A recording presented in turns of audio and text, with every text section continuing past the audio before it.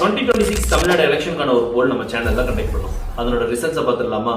69% வாக்குகளோட விஜயோட டிவிக்கு கட்சி முதல் இடத்துல இருக்கு. 12% வாக்குகளோட சீமானோட நாம் தமிழர் கட்சி 2வது இடத்துலயும், 11% வாக்குகளோட ஏடிஎம்கே 3வது இடத்துலயும், வெறும் 8% வாக்குகளோட திமுக கடைசி இடத்துலயும் இருக்கு.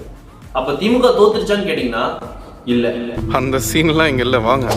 இன்ஸ்டாகிராம் அப்படிங்கிறது மேக்ஸிமம் யங்ஸ்டர்ஸால யூஸ் பண்ற ஒரு பிளாட்ஃபார்ம். அப்படி பார்த்தா more than 65% யங்ஸ்டர்ஸ் டிவிகேவை சப்போர்ட் பண்றதாவே எடுத்துக்கிட்டாலும் 2026 தமிழ்நாடோட மொத்த வாக்காளர் எண்ணிக்கை 5.73 கோடி.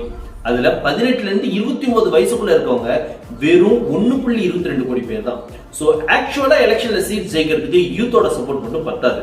சோ இந்த 30 வயசுக்கு மேற்பட்டவங்க டிவிக்கு உண்மையாலுமே சப்போர்ட் பண்ணிருக்காங்களா இல்லையான்னு பாக்குறதுக்கு ரிசல்ட் டே வரைக்கும் நானும் வெயிட் பண்ணிட்டு தான் இருக்கேன்.